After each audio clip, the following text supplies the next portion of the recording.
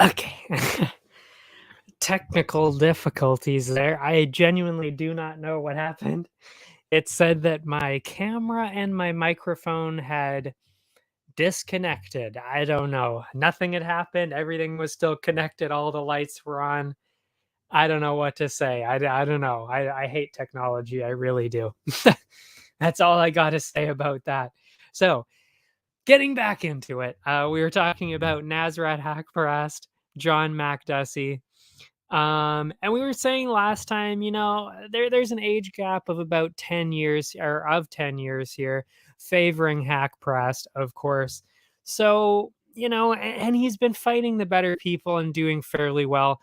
So it seemed pretty clear that this was going to be a fairly dominant decision by Nasrat Haqparast. And that is basically exactly what we saw. Should I really go into it? I don't know. We're already behind because of that technical difficulty anyway. But the first round was fairly close, I would say. Makdessi was the one walking forward. He was throwing out some decent kicks. But it was pretty dead even, though I was giving it to Haqparast early, though. The first round, I should say.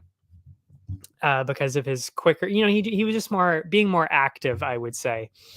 Second round, Haqparast then started to turn it up a little bit, landing some heavier combos, and that's when he actually busted open Makdessi and his eye. And then that really started to be a problem. The eye really started to be a problem there, and Haqparast turned it up even more after that. And I think, yeah, definitely won that round because of that. And then the third round, Haqparast threw out more takedowns that ended up clinching that round for me. So I kind of saw it, maybe 29-28, maybe 30-27. The judges ended up giving it 30-27, 30-27, and 29-28 for Haqparast there, which made a lot of sense. And then the sixth fight after that, I'm just so thrown off by everything that's happening. This is just a bizarre month for me in general, but specifically this stream, I don't know. I don't even know. First, I fucked up the stream last time because I started it without doing the intro, so I had to delete it. Then now I'm doing this one, and then the whole thing cuts out. I don't know. Technology be crazy. I don't know. So, next fight, Abus Magomedov. I was going to say Nurmagomedov. Against Dustin Stoltzfus. I figured this wasn't going to be close, but I definitely didn't think it was going to be this quick. That is for sure. Magomedov didn't take long at all. Slammed a front kick to the face of Stoltzfus that had him backed up into the fence, obviously. From there, he lit Stoltzfus up with a huge combo, dropped him on his back, and that was it for an amazing first round finish. And that was actually my KO of the night. I did not pick the main event for that, just because this was pretty impressive. Like, this was definitely more impressive in the overall picture of things, I would say.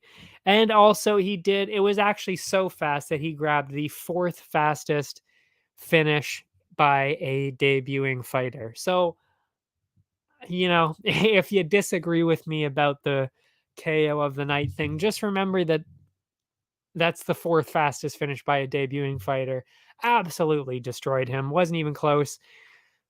That deserves some kind of special recognition. And don't worry, Ciryl Gane got his special recognition anyway. So don't you worry about Ciryl Gane and my bonuses. That's for sure. Main card after that. I was a little surprised by this one, but maybe I shouldn't have been. I don't know. I knew this was going to be close, but it actually really wasn't even all that close, let's say, necessarily. Charles Jourdain, Nathaniel Wood. Going into it, I said this obviously last time. I was going for Jourdain by decision because, he went to a majority decision with Burgos and really put the pressure on him in the last half of the fight. And like maybe I should have chalked that up to Burgos getting tired, but still, I mean, he had so much fight in him. He did so well in that fight that I thought, okay, Woods has struggled in the past. So I think the pace, the pressure, the striking of Jourdain should probably get the better of Wood, and he's going to struggle a little bit. And we're going to see a close decision. But, like I said, it wasn't necessarily all that all as close as I thought. Well, most of us thought it was going to be. Yeah, it was as close as the odds suggested. Actually, no, wait, never mind. No, it wasn't. I don't know what I'm saying anymore. Again, Jourdain, he opened up with a huge shot to the chin of Wood. It had him a bit stumbled, but Wood wasn't really too phased by it. Then, after a couple of decent exchanges on the feet, Wood caught Jourdain off guard a bit and tripped him to get the dominant position on the canvas. And honestly, this is really the entire story of the fight. He kept using this weird. Well, I wouldn't say it was weird. It's unusual because you don't really see it a lot, but very, very effective, as we saw here. Repeatedly used an outside trip and just kind of like wrapped his leg around Jourdain there for the outside trip and just pushed him, basically just kind of pushed him down, maybe kind of leaned into him a little bit at times and got an easy takedown almost every single time that he went for it, which is unusual. It's an unusual kind of takedown, but very effective, especially if you're not really used to seeing it, which I mean, I think it's pretty clear that Jourdain was not used to seeing it because he got taken down by it time after time after time throughout the entire fight, really. And that's kind of really all I even need to point out about the fight, because that's kind of what kept happening over and over and over again. Like Jourdain would have a couple moments here and there. He was doing okay on the feet, pretty well actually on the feet, I would say. But then Wood would do, he would counter and then he would get in close and then he would get that trip again. And then we'd find ourselves in the same position. And yeah, that was really the story of the entire fight. And the judges ended up scoring it 30-27, 30-27, and 29-28. So I mean, it was pretty fair. I mean, yeah. Jourdain was closer at the start of the fight. I wrote that down. He was closer at the start of the fight, but I thought he won. Wood had won. Wow, that's a tongue twister.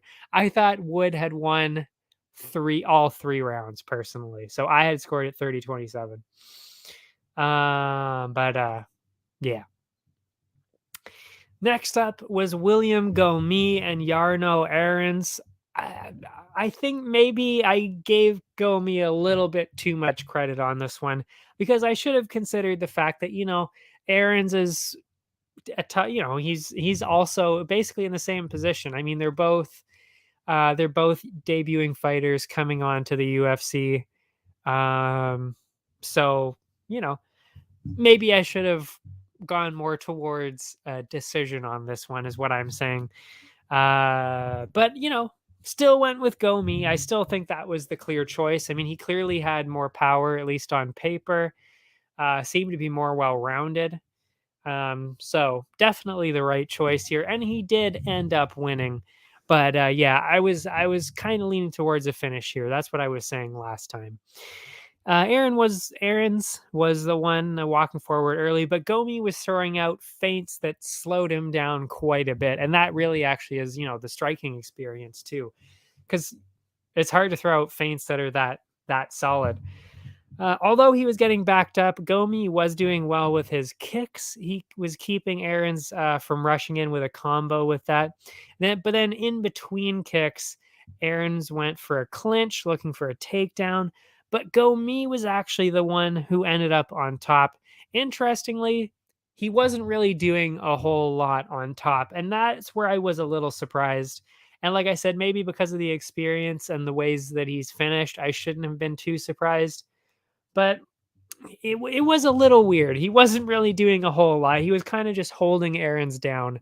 And that was kind of the extent in the first round. So, but I mean, clearly, obviously won the first round thanks to the activity and of course the takedown there. Second round, Gomi opened up with a couple of crisp combos, but he was still getting backed up by the pressure of Aarons.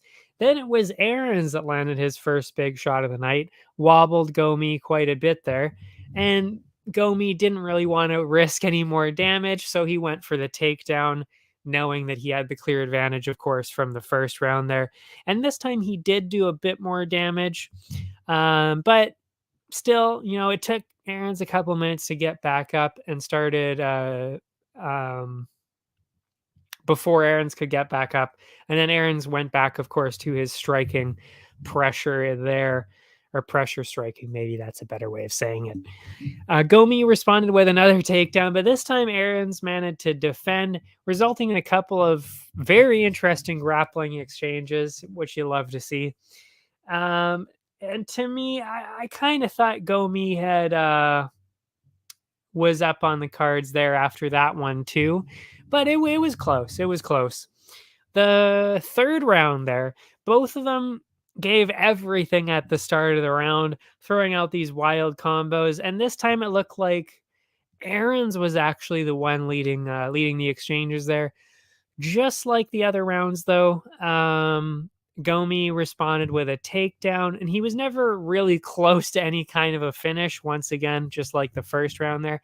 But the control time starts to stack up after a while. And I know we've been talking about damage. But, when there's not really a whole lot of damage going on, you kind of have to go with the control time at that point, even though we know at this point it's not the main criteria. We know that, but it still matters. It still matters. Just as it looked like Gomi was going to cruise to a win, it really did.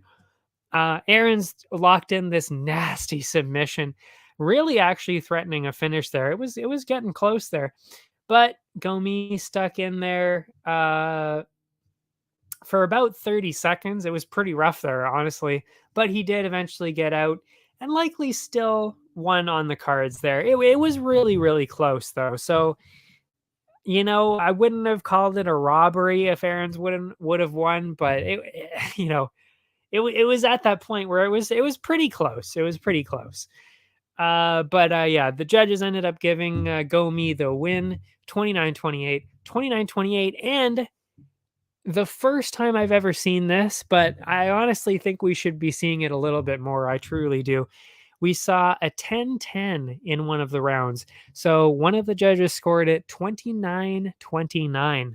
So it ended up being a very rare, well, it was a majority decision, so it wasn't that rare. But the way that we got to the decision is very, very rare because you never, ever see a 29-29. 28-28, yeah, for sure. But 29-29, that is the first time that I have ever seen that. It definitely does not happen very often, that is for sure.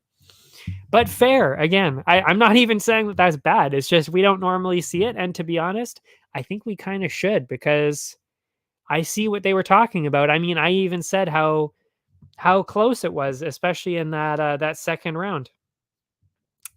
But next fight, Alessio Di Chirico, Roman Kopylov. I mean, who knew what to expect from this matchup? I went with Di Chirico by finish. Didn't get the finish. Well, he didn't even win. But I will say he was clearly winning the fight, though. So I actually stand by the pick. I think I picked the better guy. But, I honestly think that this kind of was a little bit maybe of a, wait, was it? Yeah. Yeah, from what I didn't write it down, but I distinctly remember thinking, okay, that's a little bit of an early stoppage too. I'm not going to lie. But or maybe it wasn't. No, maybe I could be wrong about that. I could be wrong that it was an early stoppage, but I can't help but think I was thinking, yeah, that he could have probably held on for another few minutes, but I'm not sure. Now I can't really remember. I did not write that down. I'm struggling to remember what happened right at the very end there. But yeah, I was going to Kiriko by finish, and he was definitely doing better at that point in the third round. So we'll get into it. Kiriko opened up with some big strikes early, but Kopylov was throwing out some jabs. That was really starting to slow him down. And the rest of the round was dead even, honestly, with both guys throwing out the occasional big strike or combo. And then in the last minute, Kopylov landed a couple of big strikes that might have clinched the round, but it could have gone either way. So, I mean, I was kind of giving it to Kopylov the first round, possibly, but it really could have gone either way. The second round, though, Kiriko came in hard with a wild combo, missed, went back to the same back and forth exchanges in the first. It was a little bit of a weird fight in that way. Kiriko shot in for a takedown, but was shut down. And this led to some heated striking exchanges between both men, where Kopylov did seem to hit a little bit harder. But then Kiriko decided to switch it up, going for some clinch work along the fence. He didn't really get the takedown, but after that, he really started to pressure forward against Kopylov and really started to push up that output to the point where it was pretty clear that he had won the second round. So I had it tied 1-1. I thought that was pretty clear, but the first round, again, it really could have gone either way. But yeah, I had it tied. Third round, Kiriko opened up hard, landed a pretty heavy combo, backed Kopylov up a bit, and from there they went back to those dead even exchanges. Neither guy really, taking the momentum. But then it switched. Kopylov landed the best combo of the night, had Kiriko back up into the fence, and then ended it with a flurry, grabbing his win from the jaws of defeat there. Because really, I would say that third round was very much shaping up to be a Kiriko round. So it really looked like Kiriko was going to get the decision there, 29-28. But yeah, good old Roman Kopylov got the finish right at the end there. So yeah, weird fight though, because like I said, I mean they would actually be not really doing a whole lot at all. And then, just kind of feeling each other out, not doing a whole lot. And then they would jump in and then have like back and forth, back and forth, back and forth. And then they would back up. And then it was the same thing for like 45 seconds, 30, 45 seconds where there wasn't really a whole lot going on. And then they would jump in again and exchange, and then go out again. It was really weird. You don't normally see fights like that. It was definitely bizarre in that kind of way. Which, I mean, we knew we were going to see some weird things, because that's what happens when you've got two guys on losing streaks like that. But yeah, I mean, who knew what to expect on that one? But I will say, Kiriko was winning for a while, and if he would have gotten the decision, he probably would have won the decision. So I stand by the pick. After that, Nassourdine Imavov, another French fighter, of course, Joaquin Buckley. And I was going Imavov by finish on this one. And I actually do stand by that, because Imavov was throwing a lot at him, like a lot. Like he was throwing pretty much everything he had at Buckley. So, he went for it. All credit to Buckley for staying alive the entire time, because that was some crazy output at times by Imavov there. Buckley ran in quick, throwing out some wild takedowns, but Imavov avoided it all, followed up by walking Buckley down. And that was actually really the story of the whole fight. He was walking him down quite a bit. And then they were explosive with everything they were doing, clearly carrying their online beef into the cage. They kind of got into it online a little bit. Imavov kept walking Buckley down, landing combos, pushing him back into the fence. Buckley was getting the occasional shot in, but Imavov was relentless with that pressure. And then Buckley tried for a wayward takedown, but Imavov quickly reversed him, ended up on top, and rained down these heavy, heavy shots. And I mean, like I said, even honestly at that point, I was like, okay, well, we're probably seeing a finish here because I mean, it was pretty dominant at this point. So easy first round for him, for Imavov there. The second round, Buckley landed a couple of decent shots to open the round, but Imavov was still relentless with that pressure. Buckley was trying to do, trying to land these combos, but was really struggling because Imavov was moving quite a bit, and very, very successfully, I might add. Finally, the fight moved to the canvas, and Imavov was on top again, landed these landing heavy combos. And then he actually ended up taking Buckley's back and locked in a pretty good submission attempt there. So another clear second round there. So clearly up 2-0 there at that point. Instead of playing around on the feet this time in the third round, Imavov went back to the grappling where he dragged Buckley down. He got back up quick though and really started to throw everything into his striking. He really wanted this finish. He really, really did. And this pressure and pace actually started to wear on Imavov, actually, because then he started to really slow down quite a bit. Oh, actually, I was talking about Buckley there. Okay, yeah. So Buckley actually got back up and really started to throw everything into his striking. Of course, he knew he needed to finish. And that is when, like I said, the pressure started to get to Imavov a little bit, that pace, because he had been so pressure forward, really, really pressuring the first two rounds, that now that Buckley's starting to pressure, he's starting to wilt a little bit, starting to feel that pressure a little bit. And then the rest of the fight was an all-out brawl from both guys, really. It really was, solidifying this as really, on my cards, the best fight of the night up until that moment. Obviously, that changed in the main event, but it was quite the fight. It was a really good fight to watch. Buckley did put up quite the fight, but I mean, it was a pretty clear win for Imavov. There was no way that Buckley was getting that. And like I said, close to a finish on multiple occasions there. The judges agreed, scoring it 30-27, 29-28, and then 29-28 for Imavov because of that last round. And I knew it was going to be close. That's why I didn't actually even write down my point for the last one, because I wasn't really sure. I kind of thought Buckley had probably won that last round, but it was pretty close. On that round, at least, was close. So we knew, at least at the very least, Imavov had won 29-28. Co-main event. It was honestly a little weird. I don't know if anybody else had this, but it sounds like an insane matchup that needs a lot of hype, that deserves the hype, and that people were looking forward to it, and that it was going to be so good.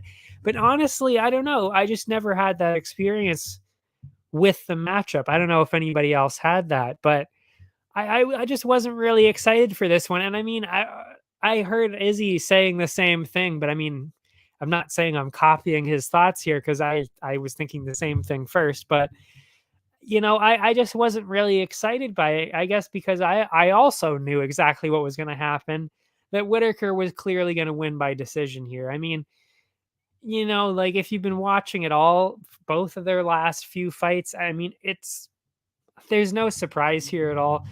Whittaker has been amazing, and I mean, he kind of honestly beat Adesanya. That's how I saw it too. I kind of thought that Izzy had lost too. I kind of agree with Whittaker in that way. And Vettori just kind of got all out dominated, really, by Izzy. So to me, I thought it was going to be pretty clear, especially since Whittaker has also just been dominating everybody that isn't Izzy. So, I mean, it seemed pretty obvious to me, especially since Vettori is not going to get finished. Like, let's be honest. I don't think he's ever going to get finished. I really don't. I mean, he's been hit with everything. Costa's most powerful shots, just insane shots by Costa. And then, of course, Whittaker with the head, multiple huge shots in this one that would have knocked out anybody else cold. So the fact that Vettori was still up after this, I mean, it just really proves that he's not going to be finished, which is exactly why I went for the decision here, because there really didn't seem like any other outcome here. There really didn't. I mean, Whittaker's just better, and he's also not going to get a finish over Vettori. What does that mean? Pretty clear decision win for Whittaker. And that's really exactly what we saw. I don't even really need to go through the fight. I mean, it was just striking dominance from Whittaker. He was going in and out. There was lots of movement, classic Whittaker movement, lots of power. He was landing basically at will at some points. I mean, he seriously made Vettori look like he wasn't even ranked. That's what it looked like. It was just outright dominance. It really was. And Vettori landed maybe a couple of good shots in there. But other than that, just didn't do anything, did not do anything. And that's not Vettori, and that's not a Vettori problem at all. I actually am kind of starting to like Vettori, and I think he is very, very good. But there's just a clear difference here where Whittaker is just all out better than everybody else except for Adesanya, who I would say is actually probably dead even, to be honest. I don't even think that Izzy's really all that much better than Whittaker. I really don't. So yeah, I don't know. That's how I saw it. Main event after that. Oh man, what an event. What a main event. What a fight. Ciryl Gane, Tai Tuivasa. And I again went exactly as I was saying, I mean, you knew Tuivasa, or well, the only way Tuivasa was going to win is by getting an early finish. And he almost did. He almost got it in the second round there. And then after that, we knew, okay, if he didn't get a knockout there, that's it. He's not winning at that point. And then, like I said, Gane was never going to get a first round KO, and he was never going to get a fifth round KO. So I was betting on the second, third, fourth round, but putting special emphasis on the third and fourth round there. And that's exactly what we saw. Because, it went exactly as we thought. First round, pretty close. By the way, crowd absolutely insane for this fight.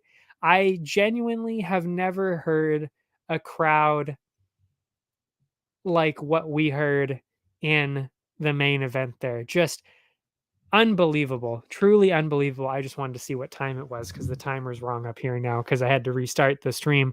Yeah, just truly unbelievable crowd. And I mean, I didn't think I would, I wasn't sure if I'd really see anything that would beat that first London crowd that we saw this year, because that was truly unbelievable how insane they were. But this, I've never seen anything like it. And the commentator said it too. Dana White said it too. I have genuinely never seen anything like that. It was absolutely insane. And yeah, I hope they go back to Paris soon. I really do, because that was just absolutely incredible. But yeah, I mean, first round, fairly close, but Gane getting his kicks, getting his shots, and definitely the more precise, more accurate striker. So I mean, clearly the first round went to him on the cards. The second round, of course, we saw that massive knockdown from Tuivasa, which Gane actually said it in the press conference after. He was actually knocked out. He actually flash knockout there. He woke up sitting on the canvas and then just saw Tuivasa's legs, so he grabbed the legs and worked on from there. But he was knocked out, and that was the hardest he had ever been hit. He said that specifically because he was never actually fully hit by Ngannou. So, he's never actually been hit by somebody who's that powerful. So that says a lot about Tuivasa as well, you got to think. But yeah, so then that was the second round, got dropped by that, of course. And then, then it kind of, what was I going to say? Yeah, then it kind of shifted a little bit, as Gane started to avoid those shots because Ty was getting a little bit wild because he thought he was going to get the finish there. But Gane kind of turned it back a little bit into his favor with some shots to close the round. But I mean, with that knockdown, obviously you won the round. Like, that was a clear round for Tuivasa there. So, 1-1. Then the third round came. Gane really started to throw hard to the body. And that's exactly, that's the kind of strategy, the kind of IQ that we knew that Gane was going to start using. And that's why I knew over time, he's not going to end up getting to a decision. He will get a finish eventually. That is why I said KO in the third, maybe the fourth round. That's where my mind was at there. And again, that's exactly what we saw. Gane started to land more and more, especially those body shots. And eventually, he ended up, I can't remember if he actually dropped Ty first or not, but he definitely had him stumbled for sure. And then ended up getting, of course, the third round TKO there. Really, to be honest, solidifying himself, at least in my mind. And I think he really should be considered this way, as truly one of the best heavyweights in any combat sport of all time. Seriously, genuinely one of the best. And he's just getting started. That, yes, is it premature to say that? Maybe, but he's clearly going in that direction. And it is insane to watch, especially as somebody who's been watching a lot of fights the past couple of years. And really throwing out basically my entire life into this.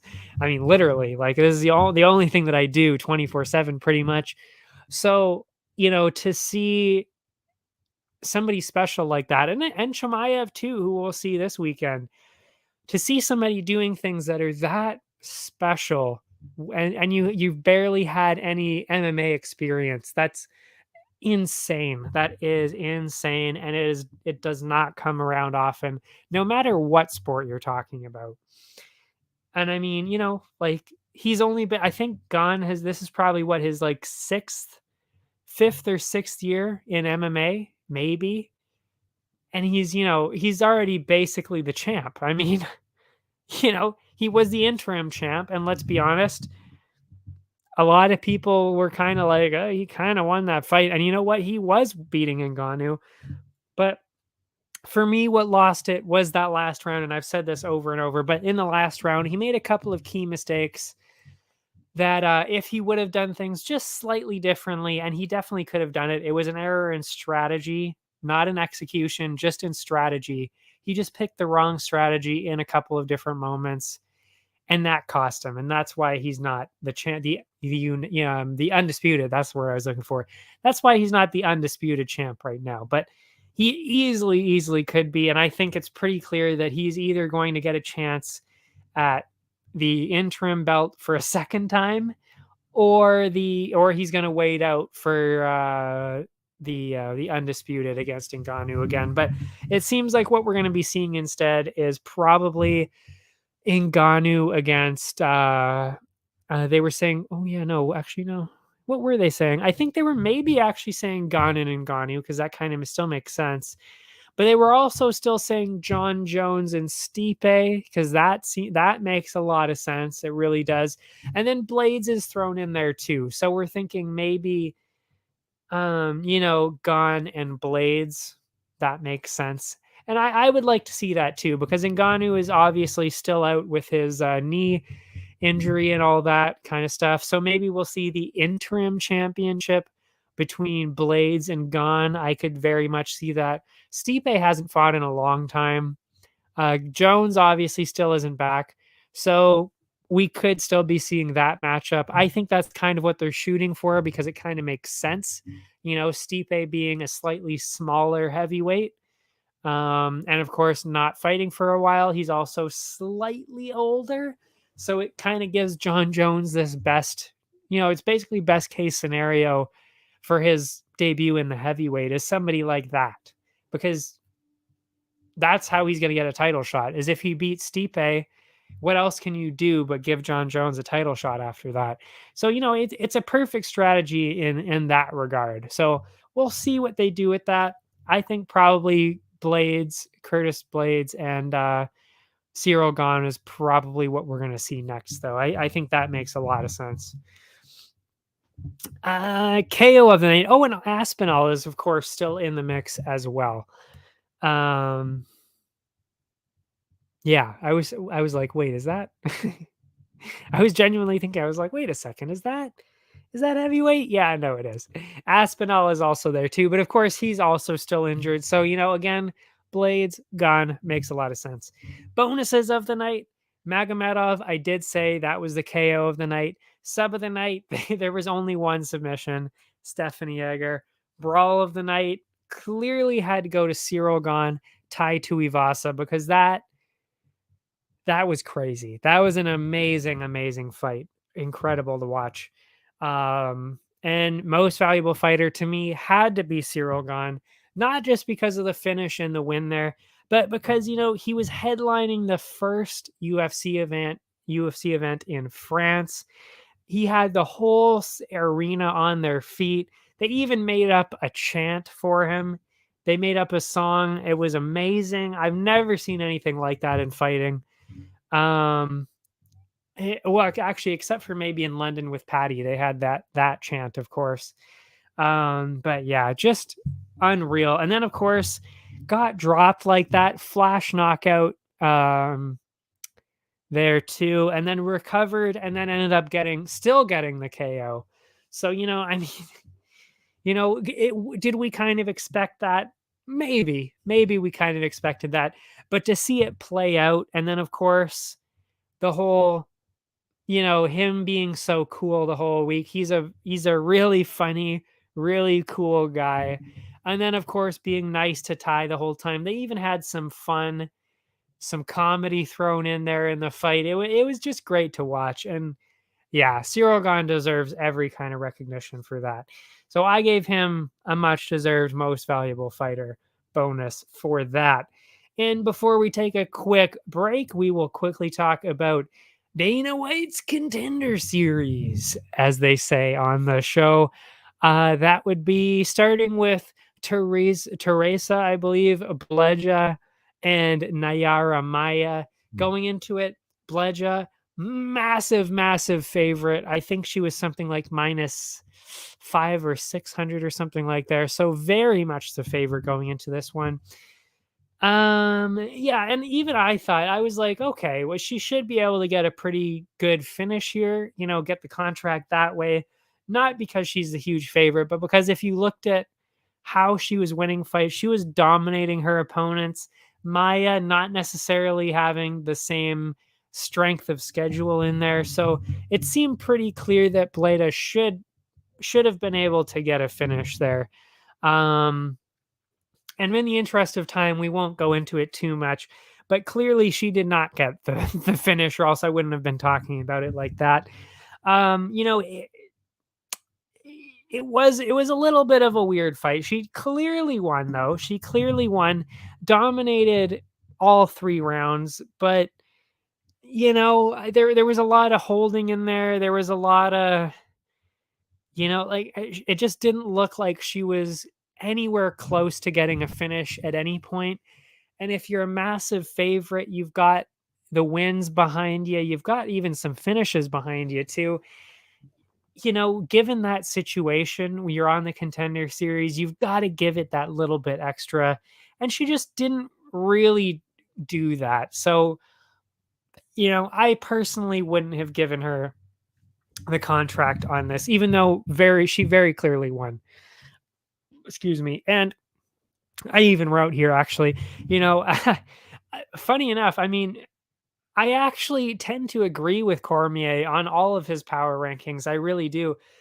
The power rankings plus, who's going to get the contracts. I'm actually completely aligned with him on most of the episodes that he's on. And in this one was no different. He said she wasn't going to get a contract either. I didn't really think so either. You've got to do more than that. You've got to do more than that, especially when you're a big favorite and you're clearly in a position to get a finish. Because It's not like she wasn't in positions to get finishes either. She just kind of didn't really push for it. She had the chance, but she didn't really do it, and she paid the price. She didn't end up getting that contract, but we'll get into those later. But it seemed pretty clear that she probably was not going to be getting that contract. That being said, I will say, you did get a dominant win over somebody who had never won. I mean, who was undefeated, I should say, who had never won before. Dominant decision over somebody who was undefeated. So that is also impressive. You got to remember that. So I'm sure we'll see her back. She's also very young. But yeah. Then the second fight, we saw the first brother of the night, Ismael Bonfim against Nariman Abasov. And this was very, very close. And if you looked at the odds, you would have seen that this was, if either one of those brothers was going to lose, it was probably going to be this one. But I did have him as my pick because he just seemed better, to be honest. And you got to think also the pressure, to actually win when your brother's on the same card, the Contender Series, you both want to win. Because if one person loses, the whole night's ruined. It doesn't matter which order it happens is. The whole night's it doesn't matter which way the order. Oh my goodness, I'm messing up my words now. Anyway, you want both of them to win. And you can kind of tell. I'm not saying that the UFC obviously sets these things up. I don't believe that, but I do think that to a certain extent, the UFC does give somewhat favorable matchups to that kind of thing because they want the storyline. They want to see both brothers win. We saw that with the Kosi brothers as well. And this was really no different. But I will say, both of them looked absolutely incredible. And this guy Ismael was actually much better than I thought he was going to be. I thought this was going to be fairly close, but to be honest, it was actually fairly one-sided for Bonfim. They started off slow, quickly turned up the heat as both men started to land some crisp strikes there. Both of them started to land some heavy combos. Bonfim landed more shots, but Abasov was the one walking forward most of the time. Then after some pretty even exchanges, Bonfim then grabbed that momentum, stunned Abasov with I don't know if it's Abasov, probably Abasov. Stunned Abasov with bombs. Looked as though Bonfim was actually going to get the early finish there, but somehow, he was getting hit pretty bad there. Abasov, I should say, was still fighting back and even landed some shots of his own there. He managed to recover, but was still getting tagged quite a bit by this relentless Bonfim. The pressure, the pace and pressure of Bonfim is so... It's impressive. It really is. Both of them, I would say, are ready. They really are ready for a matchup already. Anyway. But yeah, clearly won the first round on the cards there, Bonfim. Started the second round a little bit more patient. And yeah, which then allowed Abasov to get a little bit of offense going. As the round went on, he did pick his shots, usually on a counter, to then stumble Abasov here and there. It was close, though. He wasn't landing with the same finishing intent as the first round there, but he was still way ahead in my mind, at least, clearly damaging Abasov with his jabs. So I had him up 2-0 there. He was doing really, really well. Abasov opened up the final round, knowing he would probably need a finish there. Bonfim still clearly in the driver's seat, pressuring forward, picking him apart with these jabs. And then Abasov never really slowed down, but was still having a really hard time hitting the very evasive Bonfim. Because then Bonfim kind of started to slow down the pace a little bit, but he was being really evasive with his movement at that point. So that Abasov, even though he wasn't necessarily getting a whole lot of activity himself, Abasov then couldn't get the chance to steal back the round on the cards. And then Bonfim actually closed with a quick takedown. I mean, it didn't really matter though, because to me, I mean, he had clearly already locked up the dominant decision win. And the judges agreed. They scored it 30-27, 30-27, and 29-28. And we'll get in, of course, to the contracts later. The third fight, Karl Williams, Jimmy Lawson. I was surprised by this one. I was very, very surprised by this one because, again, I always do my research first. I always make my picks on Tapology. And I got to say, I was really thinking that Jimmy Lawson was going to finish this pretty easily, not going to lie. Because, I mean, Karl Williams coming in, what was I going to say? Yeah, short notice. He was coming on short notice. They literally just had talked to him a little over a week before the fight, so probably like last weekend maybe. And then of course Williams fighting at light heavyweight, normally clearly not very big, whereas Lawson a full-grown heavyweight. He is 260-ish pounds on a regular fight night. And I mean, Lawson had the finishes. I can't remember. I think he might have been undefeated as well. Williams wasn't. So to me, I thought it was pretty clearly going in the direction of Lawson, and I think deservedly so. And I think a lot of people were thinking the exact same thing. But that's not what happened at all. That is not what happened at all. I won't get too much into it because honestly, it was the same thing over and over throughout the entire fight. But it was dominant. The entire fight, really, which is baffling, to be honest. Williams was dominating in the grappling, the wrestling, just absolutely smothered Lawson on the ground for all 3 rounds. Lawson would get the occasional half-decent combo in. Sometimes he would be locking in a heel hook from the bottom, trying to get something going, trying to steal the win away somehow. But just crazy dominance from Karl Williams. And it's even weirder because Lawson is actually a former Penn State wrestler, clearly very, very good at talented wrestler. And he was just getting dominated by somebody who weighed 40 to 50 pounds less than him, who wasn't even preparing for that kind of, he wasn't even preparing for a heavyweight fight. So, I mean, just all around, just a wildly, wildly impressive performance by Karl Williams there. I could not be more impressed by that. But yeah, definitely did not expect that at all, for sure. And he ended up getting that dominant decision win, 30-27 on all 3 cards there. Then we had the second Bonfim brother against Trey Waters. This one a lot shorter. It was looking a bit crazy there, though. One of the most unique ways of winning I've ever seen, because you don't normally see this, and I'll get into it. Bonfim opened up early with some huge shots. Waters was responding well with some counters, but was still getting hit quite a bit by Bonfim there, especially his jab and his kicks. Very, very talented striker there. After a couple minutes, the pace did slow down quite a bit. Waters started to land a lot more of his own shots. Then Bonfim, which I spelt wrong on here.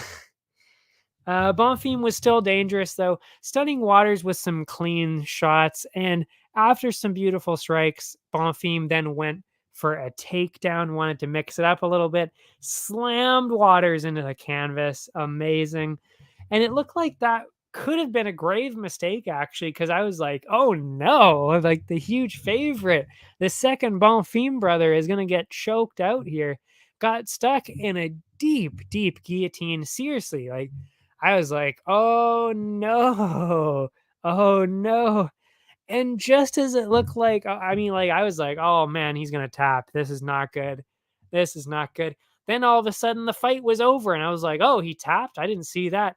But then that wasn't what happened at all. It was actually the other guy that tapped.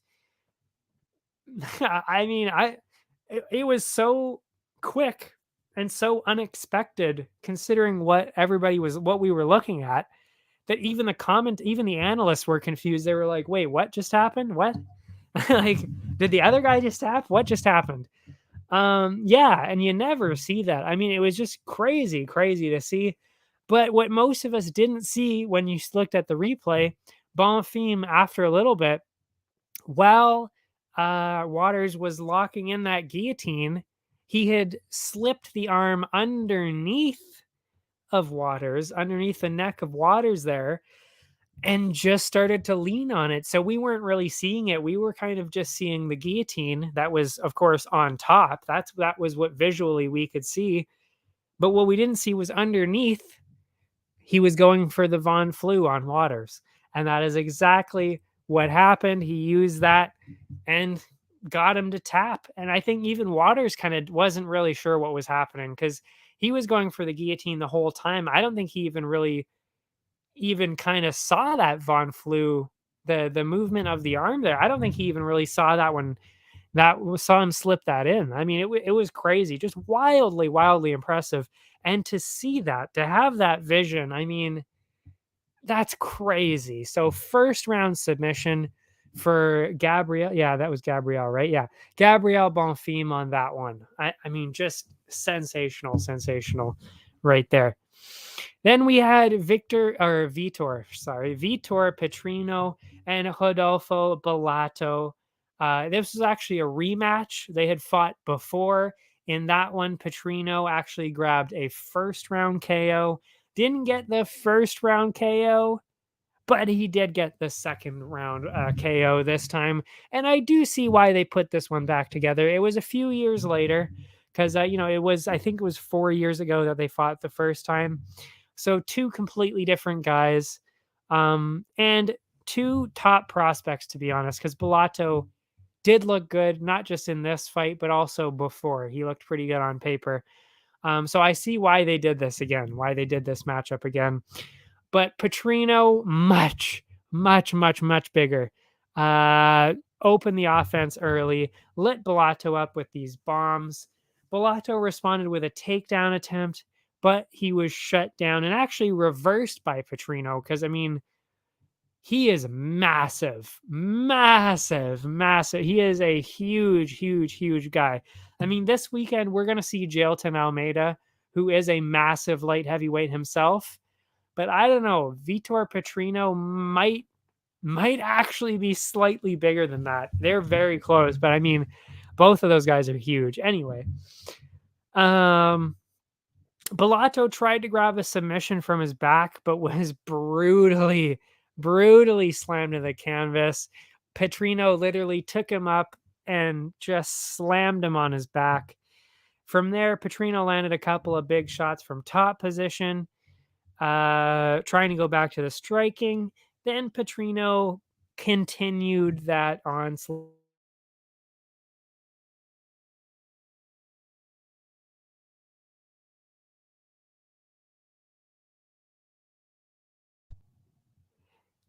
My bad. I muted myself because my finger hit the mic there. We're getting too excited. This is what happens when I don't have it on when I don't have a table to put it on. Anyway, Petrino might have gotten clipped by one shot because he did get hit by a pretty big shot there. But with all of the offense of the rest of the round, it seemed pretty clear that he had won on the cards in the first round. They were kind of arguing about it in the booth there. But it's like, that's one shot. He got hit with one shot. The rest of the round, he dominated and landed some pretty big ones himself. The damage was visible on the face. So to me, still pretty clear round for Petrino on that one. Then the second round opened up with some more sensational striking, but was pushed back into the fence. Got back off the fence, though. He did slow down, but he was still landing the bigger, more precise shots. Then Bellato used that position. Oh, wait. Oh, no. Actually, yeah. Never mind. And then just funny enough, I even wrote it just as I was typing out that he was still landing and getting those precise shots. Then Petrino landed the biggest shot of the entire night, turned Bellato stiff as a board, really, flat on his back on the canvas, knocked out. Just absolutely sensational in the second round. So second round, TK, well, maybe a KO. I actually did call it a KO win. So a second round knockout for Vitor Petrino. And you know what? Like I said, I even said it here too in the article. Petrino might have already beaten Bellato before. Like, yeah, okay. But, it's still a fight between two very talented guys. And, that definitely shouldn't be coming up in any, slowing down any contract things or anything like that. Like, it was still a solid win over somebody incredible, even though it was a rematch over somebody that he had already knocked out in the first round. That was years ago. Anyway, so the contracts. This time it was time for Dana to get a little bit more realistic after handing out that many contracts, 14 out of 15 contracts in the last 3 weeks alone.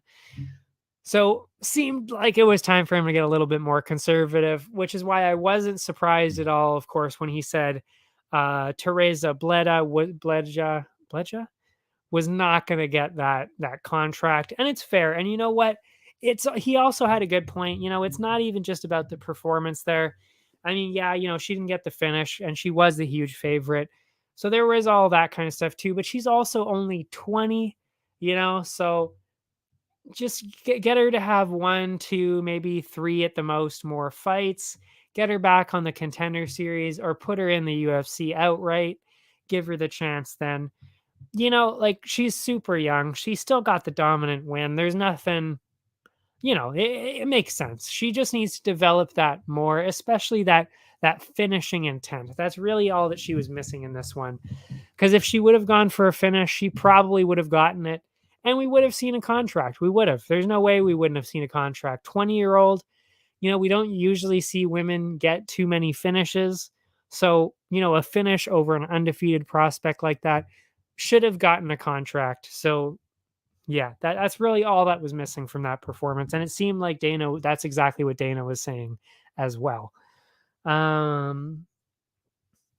Yeah, the Bonfim brothers, complete no-brainers. Obviously, they were going to be added. Absolutely no doubt about that. They both did absolutely phenomenal. They really couldn't have done a whole lot better, except for maybe the younger one could have maybe... I don't even know if he could have gotten a finish. I honestly think the other guy was just so tough that there was no way he was going to get a finish. So I really don't think there was a whole lot else that these two brothers could have done. So obviously they both got theirs. Karl Williams, is he a little older? Dana White doesn't like signing 32-year-olds. He is 32. So, but again, like Dana said, what else could he possibly have done? Really? Like he came in, like I said, underdog. He came in on 10 days notice, I believe it was. He came in to a new division. He's not a heavyweight. He's a light heavyweight. So he came in against a full heavyweight and did all that. Not only that, the heavyweight is a college wrestler who is a top tier college wrestler. Very, very good. And he dominated him. He dominated him in wrestling. So, he took him down over and over and over again. I don't know how many takedowns he got, but it was quite a few. And at heavyweight, that is unusual. And especially when you're fighting somebody that much bigger than you. So, I mean, you got to realize how strong Karl Williams must be if he easily took down a fantastic wrestler who also weighed about 260 pounds. You got to realize how strong Karl Williams actually is. So I think he actually has a decent chance to do something interesting at light heavyweight, especially when light heavyweight is one of those divisions that's not necessarily all that filled out. My throat's starting to bug me. I need my water soon. But we're almost done before we take our break. And then, of course, Petrino, honestly, the most impressive looking on the entire night. I mean, what an absolute monster. Clearly, this guy is going to be a huge, huge deal in the UFC. I liken him a lot to Jailton Almeida, who we will talk about today. He is in one of the prelims on the pay-per-view, and because I'm so excited by him, he's so talented, so good, that I had to talk about him. So we will be getting into more about Jailton Almeida later, but yeah, very much reminds me of him. So yeah, the power rankings, Vitor Petrino in first. I said that. I mean, that was a no-brainer for me. Then I had Gabriel Bonfim. That was the older Bonfim brother. He was the one that got the finish. So again, makes sense. Grabbed an impressive finish. He dominated. I mean, it was a pretty impressive showing. Third place for me, Karl Williams. Again, what more could he have done, especially when somebody's that much bigger than you, and a college wrestler, and he took him down multiple times. So I was very much impressed by that. Then just below that, I had Ismael Bonfim. He didn't grab the finish. Still very impressive, but to me, I think that was fair. I think that was just a fair performance. He didn't do anything that blew me out of the water. Like, if he would have gotten a finish, yeah, he probably would have been above Williams. I would say for sure, actually, he probably would have been above Williams. But, decision, I'll give him the fourth spot there, just below Williams. Then fifth place, of course, Tereza Bledá. And then the best of the rest for me was actually Nariman Abasov, because he put up one hell of a fight against Bonfim. And he was also the only one that kind of didn't really get dominated. I mean, really, if you look at it, every other opponent on this card was dominated by the person who won, except for Abasov. So to me, you can't really give that title to anybody else. The best of the rest had to be Nariman Abasov. Now, we will take a quick 2-minute break. Then we will come back with the UFC 279 bets, or picks and bets, I guess, where we will make the picks and some parlays and over-unders and all that kind of fun stuff. So I will be back right after this. Because I had to mess around with this whole thing, I lost lost it. There it is. I will see you right back after this. Allow me to introduce High Stick Vodka, a new way to celebrate victory. Gather around the glass with an award-winning, ultra-premium Canadian-made vodka. You probably won't listen when I say High Stick Vodka has a smooth, hard-hitting taste, or that it's developed in the birthplace of hockey. You won't listen when I say High Stick Vodka is a tribute to the game of hockey, or when I tell you it's distilled 4 times using Canada's purest mountain spring water to provide an authentic, remarkable flavor. But maybe you will listen when I say it comes in a f***ing hockey stick. Showcase your passion for hockey with our limited edition hand-blown hockey stick bottle. Whether you're celebrating victory or drinking to defeat, High Stick Vodka is better after every shot. Visit us at highstickvodka.com. It also comes in this regular bottle. Celebrate victory. Drink responsibly.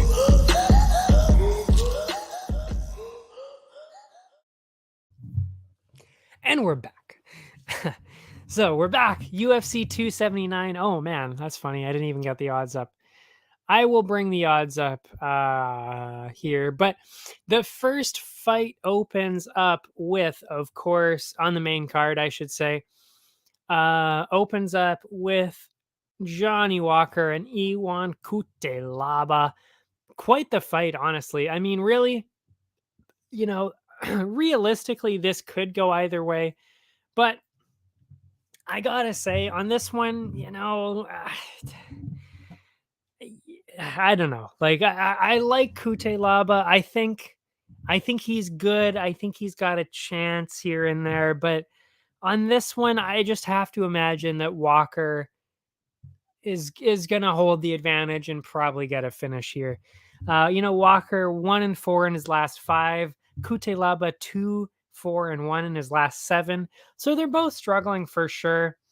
But Walker, they're both actually kind of like this, but Walker especially is that killer be killed kind of fighter. And this is the most exciting kind of fighter to watch, which is why I know this is going to be an exciting fight to watch. Because he either finishes somebody or he gets finished. There's really not usually an in between, except for that weird Santos fight. So yeah, I think we're seeing a finish here on either side, but to me, you got to go with Walker because he's just, I mean, he's more unorthodox. He's wilder. He's also taller and he's got a 7-inch reach advantage. So to me, because both of these guys are just wildly aggressive past, I mean, they're actually, I would say, too aggressive for their own good. They really are, because that ends up being how both of them get finished easily every single time, really. So to me, I don't think that's going to change at all. I think it's fairly clearly, I would say Walker has the much better chance of getting that wild KO in, because I think that's what's going to be happening here. And you got to go with somebody who does have the huge reach advantage, especially when everything else is fairly similar. So that's where I'm going on this one. I am expecting that first or second round KO from Walker where he does something weird that Iwan doesn't see and he gets clipped, gets the knockout like that. So yeah, I'm going Walker by finish. And again, 7-inch reach advantage. Keep that in mind when I say the odds here. The odds over at Bet99. Oh yeah, banner please. Where is my banner? There's my banner. You know, the odds on this one, plus 162 for Walker, minus 200 for Cutelaba. I'm a little bit at a loss as to why they're saying that, because I mean, you know, like Walker has lost to Hill, who is clearly very, very, very, very good. Lost to Santos because, you know, that they were both being a little weird in that matchup. And I think Walker was mostly just hesitant of Santos, of getting too close to Santos. And I just don't see that happening with Cutelaba. I don't think he's really going to care at all about Cutelaba's power. So like I said, I just think that especially because of that reach advantage, he's just going to walk right into him and get that KO. I gotta think that that's what's going to happen. I mean, really, either that or he's going to get knocked out trying. But yeah, like I said, the reach makes a huge difference here. So yeah, I'm going with the underdog, plus 162 for Walker. Over under, they're clearly favoring that first round KO as well. It is over under 1.5 rounds, and the odds are favoring the under, minus 145 at under 1.5. So, you know, I do think that that's fair, especially considering what I just said, that they're both wildly aggressive and go for finishes constantly, both of them. So I think that that's pretty fair, but you know, are we going to see another chess match, a little bit more of a chess match like what we saw with Santos? You know, both of them have been knocked out recently. Maybe they take it more cautious. I don't think that's what's going to happen. So I'm going with the under, but I would not be all that surprised if they were just slightly more cautious from both sides and end up actually going to the second, the third round, maybe even a decision, because they don't want to get knocked out again. Because they know, I mean, whoever loses this fight, you know, they could be cut. They could be cut soon. They really could. Either one of these guys, especially Cutelaba. So, you know, I mean, this really could go either way. In that kind of aspect. But yeah, I'm still going with the under 1.5. But you know, if you're thinking, oh, maybe they're going to be slightly more cautious, plus 114 at over 1.5 is not crazy to do. And it might even be the smarter part to do, just in case, you know, because a first round finish is hard to come by. You never know. You never know. You just never know. So plus 114 is not crazy. This one's a little weird, this next one. Irene Aldana, Macy Chiasson. You know, I've said this over and over again, and it really is true, actually. The top tier women's fights or women's fights in general, but especially these ones, anybody can win. Anybody can win. Literally anything can happen because women's fights are just so unpredictable compared to the men's ones. Yeah, you just really don't know what's going to happen, especially in this exact scenario where you've got Aldana, who's 38,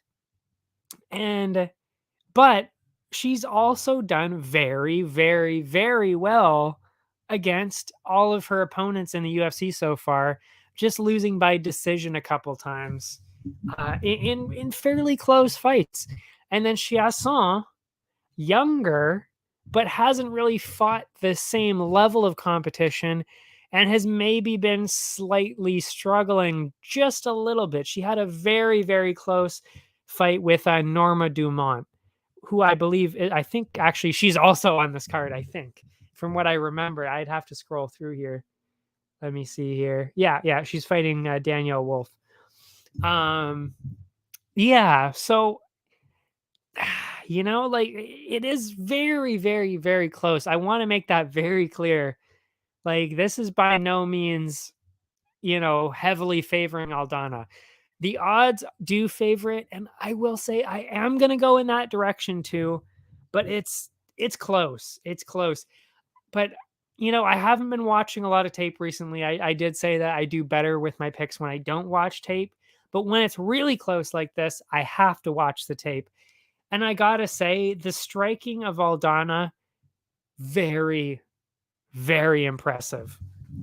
And really, she's only been beaten by people with very impressive grappling and people who can control that, or people who are even just really young that are just too much for her. But even then, Aldana is very, very good. Whereas Chiasson, she's kind of been a little bit iffy against even top tier strikers, but especially people that can grapple a little bit heavier because she's also more of a striker. And to me, Aldana's never really lost to somebody who fights like Chiasson fights, which is pure stand up. She's never really lost like that. So to me, because of those styles, I'm thinking that Aldana is going to win this. And when I watch the tape, Dumont wasn't really actually even doing a whole lot against Chiasson, and it ended up being a split decision. And Chiasson wasn't necessarily all that impressive. So I just have to imagine that Aldana is going to outpace Chiasson and then win on the cards. I mean, I obviously don't think she's going to get a finish. I really don't think that's going to happen. But I got to say, she just looks much more like she's got the experience in that fight IQ kind of way. Like, that's what I talk about when I'm talking about experience. I don't care how many fights you have under your belt. It's that fight IQ, that kind of experience. Who have you been fighting and what have you done against that person? That's what I call experience. And Aldana very much has that especially in this matchup. So I'm really thinking that Aldana gets the decision win on this one. And the odds favor exactly that scenario. Aldana minus 189 right now. And I think that's pretty fair. I mean, like I said, Chiasson is younger. She does have some wins. So it is close, but I got to say, Aldana should have just the slightest bit of an edge in this one. And if you think Chiasson might take it, plus 150, it's a pretty good betting line too. But I would have to imagine that Aldana really holds a lot more momentum in this matchup. Over under on this one. I mean, do I even really need to say it? It's a women's fight. It's over 2.5. Yeah. Especially when there's not a huge mismatch, unless you're seeing Nunes or Shevchenko or, maybe some of the ones at 115, or somebody like Jessica Andrade, somebody like that. Unless you see those people fighting, you're probably not seeing a whole lot of, over-unders that are anything other than over 2.5, wildly favoring that. And I would say in this situation, it is very much warranted because they are both pretty much exclusively in decisions. So I would say minus 209 for over 2.5 is actually kind of a steal. So I would throw that in to some of the other ones, maybe, make a parlay like that, or do what I've been doing too, which is you go, you just specifically bet on Aldana by decision, because she's not going to get a knockout. She's definitely not going to get a submission because she's a boxer. She's not going to get a submission. So, pretty clear Aldana by decision. That's how I would be betting that one as a prop bet, I guess, too. And of course, I would maybe, I'm a little iffy on women's fights like this going into parlays, especially when it's this close. But this might be one where I might make an exception and throw Aldana in there because she does look pretty good. But I don't know. I probably won't, actually. I probably won't. The next one, Kevin Holland, Daniel Rodriguez. This is going to be a good one. This is going to be a real good one. I got to say, okay, of course, Holland coming down from 180 down to 170 because he wasn't cutting weight before. We knew that. He said it. Just doesn't really like it. But instead of going a welterweight this time, where Daniel Rodriguez actually also fights, they're both actually moving up to middleweight. So I guess because they're both fighting at welterweight, they're kind of just like, let's just not cut weight this time. Why bother, And I respect that. I respect that completely. Why not? And on paper, I would say, a lot of people are going to be like, okay, Kevin Holland by finish, he's going to knock him out. And I totally get it. I get what you're saying. And that's even what I thought originally. I wasn't thinking knockout. Funny enough, I was actually thinking submission, and I still think he could get a submission here. But I will say, Rodriguez, he has never been finished in his entire career. Never been finished. And that includes actually a couple of pretty significant battles he's had over the past few years in the UFC, including, Kevin Lee, Mike Perry, who he beat both of them in a decision, by the way. So, and I mean, they hit him clean quite a few times, and he didn't even flinch. And it was the same thing in some of his other ones, too. I mean, he gets hit clean, but he doesn't go down. He does not go down. So, honestly, I actually think, and this is my one piece of input on this fight, because yes, I'm going with Kevin Holland. Of course I am. He's clearly just the better fighter, and he's also got, as always, a huge reach advantage. But I just don't think he's going to get a finish. I really don't. I don't think he's going to get it this time. I honestly think this is going to be a decision, or maybe he'll get one of those crazy submission wins like in his last fight against Tim Means, which is not a usual Kevin Holland thing, but he says he's been practicing a lot on that BJJ. I believe him. But you know what? Because Rodriguez has never been finished before, I just don't think this is the time that he's going to get finished. He's pretty durable. So because of that, I'm actually going with Holland by decision. But that being said, if you want to go on a Holland finish, sure, go right ahead. But I definitely would not be doing a first round. At least do that, do maybe second, third, maybe second or third round finish. That's what I would say.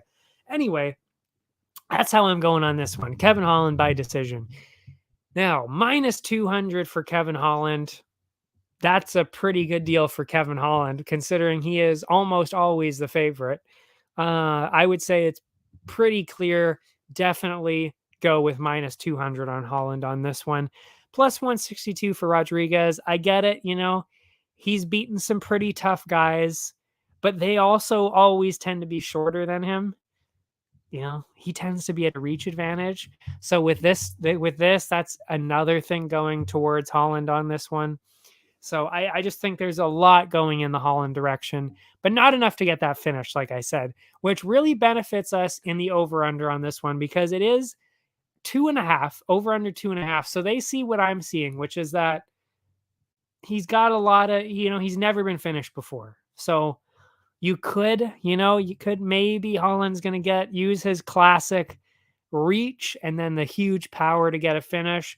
But honestly, I just think he's going to just dominate dominate the decision. That's what I think is going to happen. And I'll go with the -109 over 2.5. -109. -109. Considering Rodriguez has never been finished, I think that's a pretty fair. I really do think that's a pretty fair way to go on this one. Yeah, so I will be writing that down, I'm sure. Now the co-main, I gotta be honest, this is a really weird one. It's Li Jingliang, the Leech Lee, against Tony Ferguson. I don't even need to explain who Tony Ferguson is.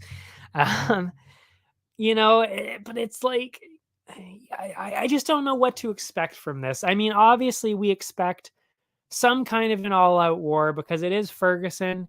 And you know what? Lee doesn't get a whole lot of credit, but he's actually kind of similar in that he likes to brawl as well. I think it's actually a very interesting fight. People may not be giving it the credit it deserves because they maybe don't understand how good Lee actually is, but I really think this is going to be quite the interesting fight to watch. The one thing, though, that really, it shifts it for me, and that's why we're looking at the odds that are fairly one-sided on this. Lee is at 170. He's fighting at welterweight. He's also doing very well at welterweight. Really, yeah, he was destroyed by Chimaev. But other than that, he's done very, very well in the UFC. And he even grabbed a second-round finish in his last outing. So, he's looking really good. And meanwhile, Ferguson, 4-fight losing streak. But yes, it was against Chandler, Ferguson, Oliveira, and Dariush. So, of course, like those are still all top 5 guys. So it is different because Lee is not in that top 5 conversation at welterweight. So it is a little bit different, but I got to think that, Ferguson was getting dominated. He was getting dominated by Dariush and Oliveira in the exact same way that Lee fights. He fights with a lot of grappling, and he does like getting into scrappy fights, like with punches and all that too. So yeah, I do think that Ferguson is going to do well. I do think he's going to do well. I do think he's going to do land some pretty good shots. I think Lee's going to get cut up quite a bit, but I got to think that Lee is probably going to win this by decision. I think he's just going to kind of dominate him on the ground like Dariush and Oliveira did. That's, I hate to say it, but I think that's kind of what it's going to be. It's going to be, I wouldn't say boring, but Lee's going to try and make it boring by doing a lot of grappling, I would think. And yeah, he should be able to win fairly easy. I mean, I don't want to say fairly easily because it's still Tony Ferguson, but I got to think that he's going to win the decision because of that. And especially because of the weight too. I mean, Ferguson's 155. Lee is a very, very big welterweight. So I just imagine that the grappling is going to be a problem. It's going to be a problem with that extra weight. So that's where I'm going with it. I'm going with Lee on this one. I'm going with a decision, though, especially since, come on. Ferguson does not normally get finished. Yeah, he got knocked out by probably the best front kick that's ever been landed in the history of combat sports from Michael Chandler. Seriously, that was absolutely unbelievable when I saw that. So, yeah, he got knocked out there. But other than that, it's like, is Lee going to be able to do anything to finish him? I doubt that. I highly doubt that. So I think it's pretty clear, Lee by finish. And what's actually very interesting, I'm now looking at, is the over-under on this. It is at 2.5, but they're favoring the under 2.5 on this. And I just got to think that that's kind of insane. Really, Lee is the heavy favorite at -334. So I would say that's even a parlay opportunity at -334. So for them to be actually saying under 2.5 at -132, That's crazy. I mean, like, you think Lee's gonna finish Ferguson? I don't know, man. I just don't think so. I just don't think so. I think it's gonna be a fairly dominant decision if it goes the way that I think it's gonna be going with all that grappling. But to say that Lee's gonna finish Ferguson, I don't know, man. I don't know. So I'm going the over for sure. Over 2.5 plus 100. I mean, I think that's a clear way to go, especially since also even from the other side, think of it from the other side as well. I don't know if Ferguson can finish Lee either. So his real way of winning too is also a decision. So it kind of seems like either way we're going to be seeing a decision here. So I actually think the over 2.5 at plus 100 is for sure the way to go with this. I will definitely be putting money on that prop bet. That is one that I will definitely be doing, and we can cash in pretty big on that. Seriously, yeah, if it turns out that way, that's some decent money there. Then, of course, the main event, honestly set up to seriously, this could potentially be one of the best fights of the year. Well, not even just one of the best fights of the year. This has the potential to be the best fight of the year for sure. Like there is that potential there. And I mean, there's no way that this is going to be boring. It's just that how close is this going to be? And I think that's what the question is. I don't think there's a whole lot of doubt as to who's winning this. I mean, I see it too. I mean, obviously I see it, but like I agree with the well, I may not agree with the betting line because I think it's laughably one-sided, to be honest, but I obviously agree with the sentiment that Chimaev is very clearly going to win this fight. But it's just a matter of how. How is he going to win this now? Is he going to just steamroll him, get a first round or second round submission or knockout? Or is he going to get to a decision? Or is it going to be somewhere in between where we see a fantastic brawl to possibly even say goodbye to Nate Diaz in the UFC? At least for now. We might be. We might be. We might be. It's sad to say, but we might be. So what are we looking at here? And I mean, yeah, of course, like I said, I'm obviously going towards Chimaev, but I've got the inside scoop on this one now. I mean, I do have some key information that will hopefully help people and maybe give a special insight that maybe people didn't really think about before. We'll talk about Diaz first. Diaz, and I want you to keep this in mind. Really, really think about this for a second. Diaz has only been finished ever in all of his 33 fights, 33 fights. He has been finished only 3 times. 2 of them were 10 years ago. The other one was with Masvidal. Already, that should tell you, by the way, that was in the 3rd round against Masvidal. At the end of the 3rd round, in between, they stopped it.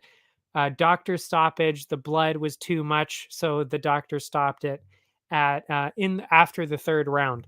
So keep that and all that in mind right now, because that means that every single person he's ever fought, McGregor, recently we'll say McGregor, Edwards, who else has he fought recently? I didn't write it down.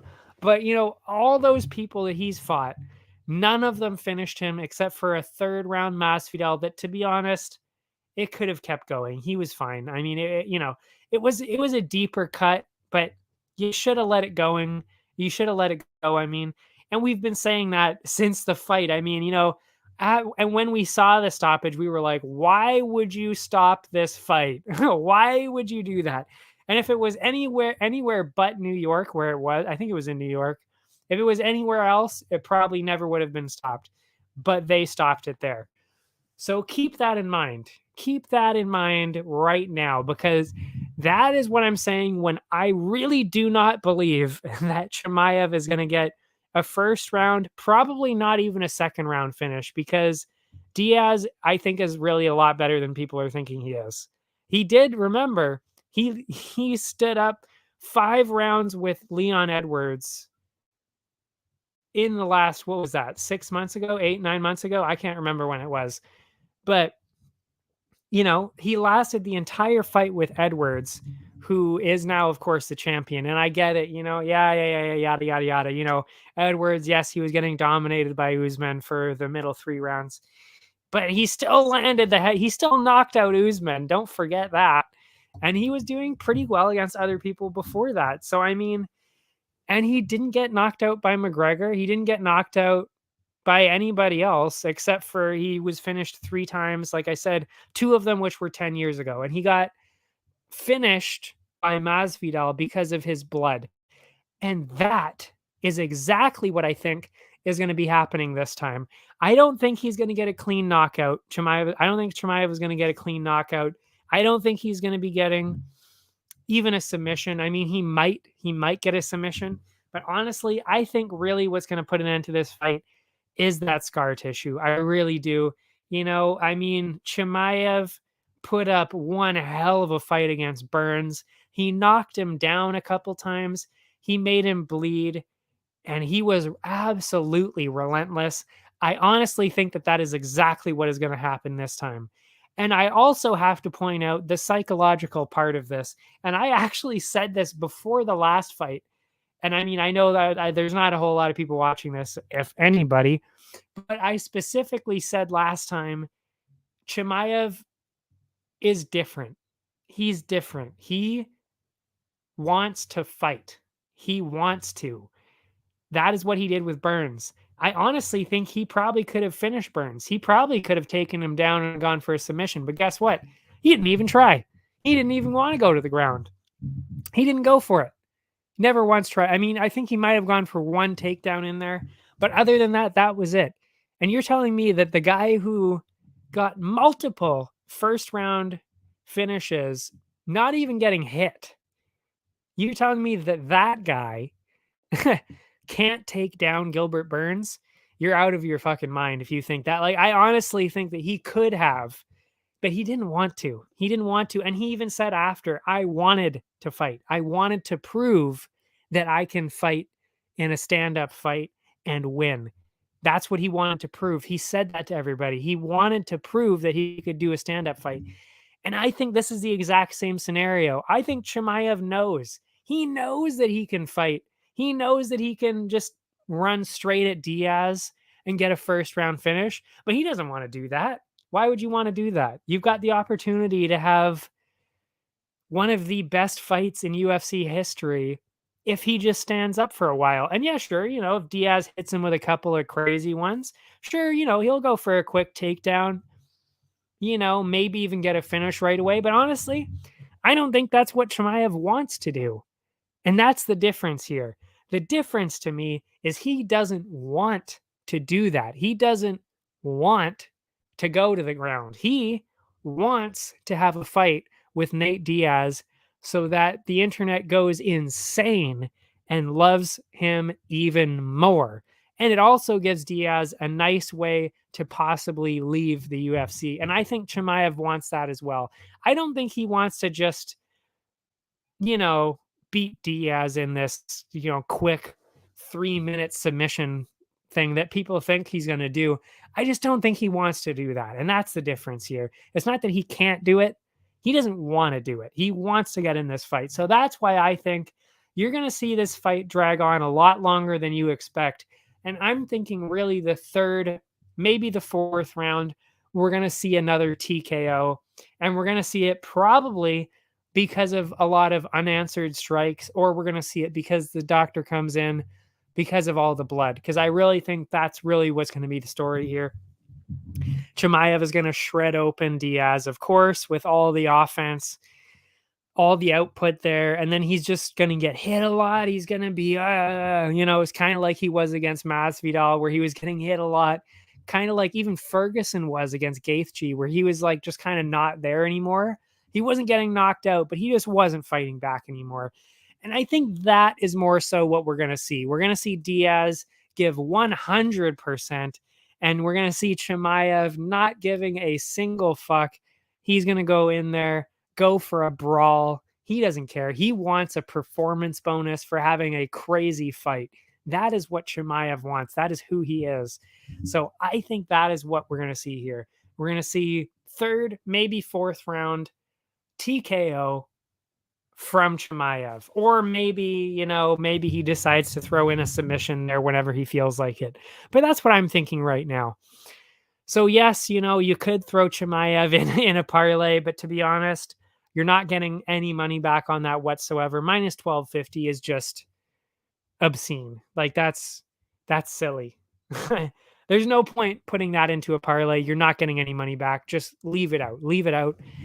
But what I will say that you should do, this over under right now is honestly a little bit insane. It is at over under 1.5 rounds right now. They do not think that Diaz is going to be able to get out of the second round. And actually, I guess it's still slightly favored that he's going to get out of the second round. But that's it. Still over under 1.5. For a 5-round fight with Nate Diaz, that's crazy talk. That is absolute insanity. So, maybe you don't necessarily believe what I said about Chimaev not wanting to go for a submission and take it to the ground for an easy win, but you got to admit, when it's over under 1.5 and Diaz has only been finished 3 times, you kind of probably have got to lean towards that over at that point. And minus 130, that is well worth the risk. Minus 130 for that kind of betting line. All he has to do is make it to the end of the second round. That's it. Or like really halfway through the second round. But even the end of the second round, that's it. And then, like I said, that would play into exactly what I said, which was the third, fourth, maybe the 5th round finish for Chimaev there. So that's how I'm betting that one. I'm going with the over 1.5 at 1.5, over 1.5, which is crazy, at minus 130. Yeah. That's how I'm doing that one. Then we've got a couple of prelims. By the way, no matter what happens, this is going to be insane. It really is. But yeah, prelims now. Oh yeah, I even mentioned him before. Jailton Almeida coming back again. And I don't know why they made this matchup. Maybe somebody pulled out against Almeida, or maybe somebody pulled out against Anton Turkalj here, but this has got to be the most one-sided matchup I've seen in a very long time. What are the odds on this one? Where are we here? Oh, interesting. Okay. I'm not sure if this matchup has been removed.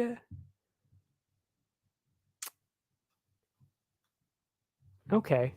Bet99 does not have this one. I will take just a little bit of a second here just to quickly check if Jailton Almeida has been taken off of this card, because this was one that I was very excited to see.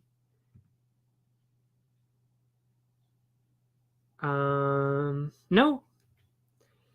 Jailton Almeida, Anton Turkalj, it is still on Tapology, which tends to mean that it is still on. So it looks that, I don't know if you could hear me there, but it is still on Tapology. So to me, that means the matchup is still clearly happening, because Tapology, honestly, is really where actually a lot of these betting sites get their information from.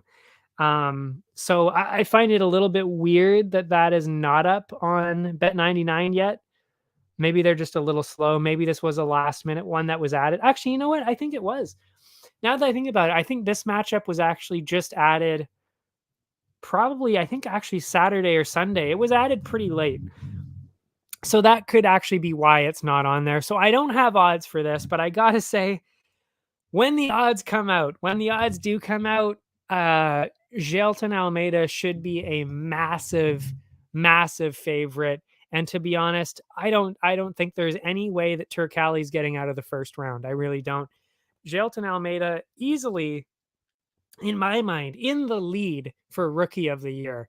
There is nobody really, in my mind, that's even coming close to what Jailton Almeida is doing in their rookie year this year. He's absolutely sensational. He's got wins at light heavyweight and heavyweight.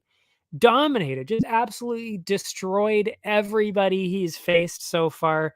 Has not been close. First round submissions all around, just absolutely sensational. And Turkalj had a fairly underwhelming performance, to be honest, on the Contender Series. I was not impressed whatsoever. He actually barely got the contract. I am actually, to be honest, I don't even think he got the contract on the night. I think this was actually in the first night, from what I remember. I think this might have been on that first night where nobody really got a contract. I think he was on that card. I could be wrong. Maybe he was on the second card and grabbed the contract, but I honestly can't remember. Yeah, I honestly can't remember if he grabbed the contract either way, but regardless of that, he is fighting Jailton Almeida here. But yeah, he was so underwhelming with what he did. Like, Almeida is going to just steamroll right over this guy. Easy first round. So, I mean, that's my pick right there. I don't have any odds. It's not on Bet99 yet. But yeah, Almeida, easy win. I'm throwing that in the parlay, of course. And I'm going for a first round finish here. So whatever the odd is, whatever the odds are, I'm going under all day. I don't care what it is. That's a first round finish all day in my books. So that was a pretty easy one, but it's one that I'm excited about because I love Jailton Almeida. He is very, very talented and really the future of the light heavyweight division. He really is. After that, we've got a Canadian. We've got a Canadian again, a Hakeem Dawodu and Julian Erosa. I got to say, this is a very, very close one. But, and you know what? The casual fan might not recognize either one of these names, but I got to say, they are both fairly talented, and this should be a half decent fight, I would say. I would say this is going to be one of the better ones. I would hope anyway. And we've got a Canadian, not a whole lot of top tier Canadians, really. We've got Bozer, we've got Jourdain, and then we've kind of got Dawodu. That's kind of about it right now. I mean, nobody else is really doing anything. And Dawodu actually might, because of Jourdain, what's been happening to Jourdain, I would actually say that Dawodu is probably the most impressive Canadian that we have in the UFC right now. So yeah, it is close. It is close, but I am going with the favorite, Dawodu on this one. Yeah, I do think it's close, but from what I saw though, to be honest, I mean, really Dawodu's only ever lost because of grappling. He gets out grappled by people that are very, very talented grapplers, and he ends up losing by decision. And that's really the only way he's ever lost, is by doing that. All of his other fights have been fairly convincing striking displays that win him a decision on the cards. And he's gotten a couple of finishes, especially outside of the UFC. He's gotten a lot more finishes. But yeah, clearly the much better striker here. And in this matchup, Julian Erosa is more of a striker. He doesn't really do a whole lot of grappling. And I wasn't sure about it. I wasn't sure about saying that at first. But then I watched the tape. And this is exactly the scenario where I watched the tape. Because I wasn't really sure either way, to be honest. It was so close on paper to me that I had to watch the tape. And it was a huge, huge difference to me. And that's why I'm choosing Dawodu on this one, because both of them were struggling in the clinch with takedowns and all that. I mean, Dawodu wasn't getting taken down, but he was getting pushed into the fence and getting controlled like that. Whereas Erosa, also that was happening to him. So, I mean, clearly there's obviously no difference in grappling here. This is probably, I would think, going to be a pretty clear striking display the entire fight. And that's why you've got to go with Dawodu, because then when you look at the tape, Erosa is kind of a weird striker, and he leaves himself wide open quite a bit. And Dawodu, you cannot do that against Dawodu. He is extremely fast. He is very talented, very fast, a very, very good striker. And maybe he doesn't have the finishes in the UFC. He has one, but but this time I honestly think this is his best chance to grab a finish in the UFC, because they're not giving him somebody who's a grappler who's just going to push him into the fence. Arosa is not going to be able to do that, and he's not going to do that. Dawodu is just going to go in there. It's probably not going to be a first round knockout. I don't think. I mean, maybe. But I do think that Dawodu actually is going to get either a first or a second round knockout here. I really do, because his striking is just miles better than Arosa, to the point where I would think he's going to get hit by something pretty big. Maybe even, like I said, maybe even in the first round to get an early finish. So I'm definitely going with Dawodu on this one. And this is actually the most confident I've been about a Canadian in a while. I was pretty confident about Charles Jourdain until he got dominated by Wood there. But yeah, I'm pretty confident about Dawodu in this one, and I really do think he's going to get a finish. So minus 239 for Dawodu on the odds. Could easily throw that into a parlay. No reason not to. I think that's a pretty safe one. I would also say, maybe put that in the longer parlay. So maybe not in the core parlay, but in the longer one, I would say that's pretty fair.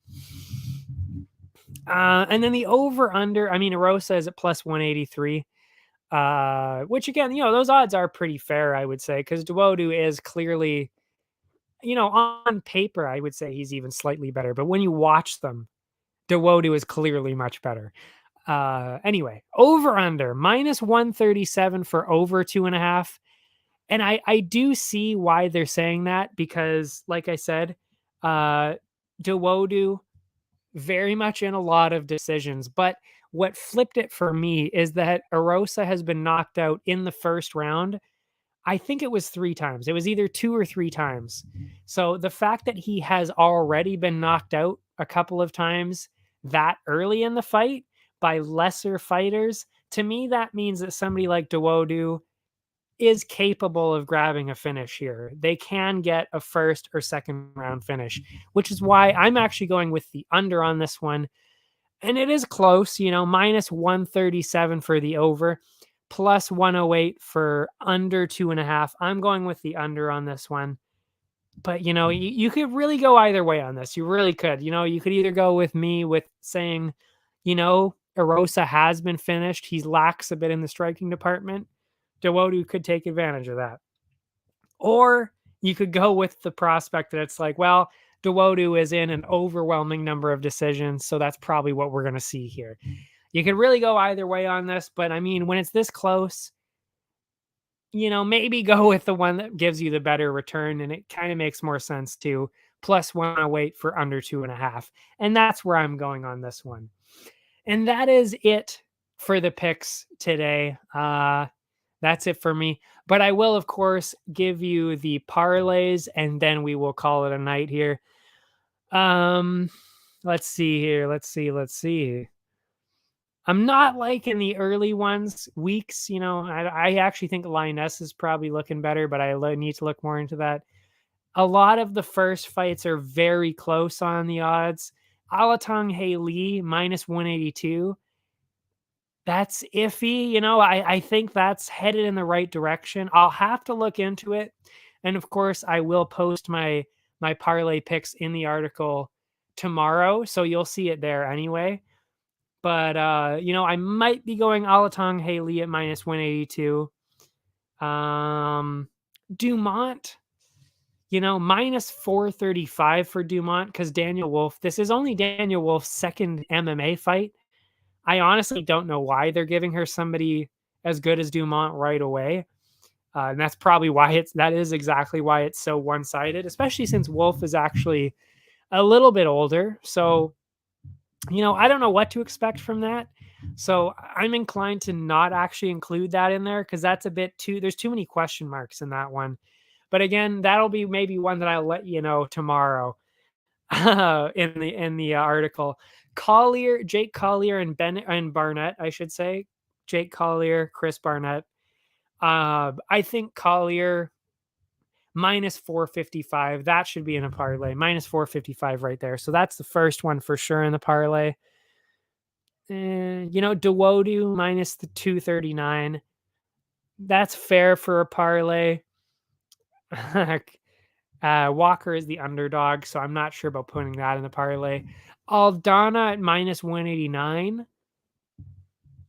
Maybe at the point where you want to throw her in a parlay, but again, there's a lot of question marks there too. There's a lot of question marks, especially with the age of Aldana for sure. 38.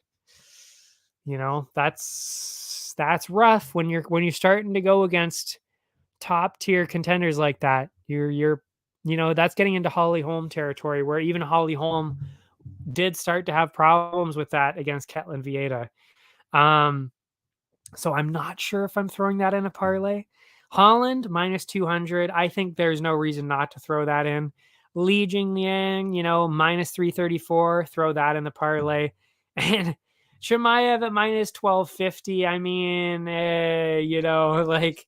you're not getting any return off of that, so I probably wouldn't do that. But maybe you throw in, I don't know, the over 1.5 possibly. But I think the safer parlays here, you're probably looking at a couple, maybe more of the over-unders. I think that's kind of more what you're looking at here. So like minus 209 for over 2.5 for Aldana and Chiasson. You throw that in there with Holland, Lee, maybe Dawodu. There's a lot of weirder parlays in this one because there's no clear straight up winners in a lot of these. There are a lot of really close fights in the odds here. So you're not seeing a lot in that minus 200 to 300 range that we tend to go for in these parlays.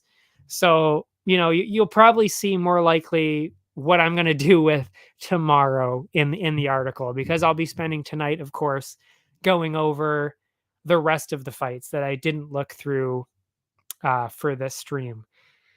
So yeah, I would say stay tuned for more of the parlays. That's my message there. I will take the banner away now. But that's it for me. Thanks for watching, everybody. Sorry about all the technical stuff earlier. I'm going to have to do something weird on YouTube where I say part 1, part 2 or something like that. Technology. I mean, there's nothing I can do about that. I literally didn't even do anything. I was just talking here and then it just shut off all of a sudden. That was weird. So, yeah. But anyway, next week, of course, we're going to be talking about UFC 279, which is going to be absolutely sensational. I'm very excited about it. And then, of course, week 8 of the Contender Series. And then we've got another fight night, which I have no idea what it's about at all, actually. I wonder if any of it's on Bet99 yet at all. I will quickly just check just to see what's going on. Oh, we could be looking at... Yes, that actually is the one, I believe. We're looking at Sandhagen and Song Yadong. Oh my goodness. What a card. What a main... just the main event. What a main event that is. Incredible. Anyway, but that's all next week. That's it for now. Area 51's got you covered with all the other sports. All my socials are below. That's Instagram, YouTube, Twitter. That's where I hand out all the bonuses. That's where I do these streams, of course. And of course, you can talk to me at any point on there. I love responding to people and talking to people, getting some opinions, or even just whatever, whatever. Just talk to me. I'm so alone. No, I'm kidding. I will see you next time, though. Thanks for watching. Oh my goodness, I didn't have my outro video open there. But yeah, I'm excited for Chimaev and Diaz. I will see you after that. See you next time.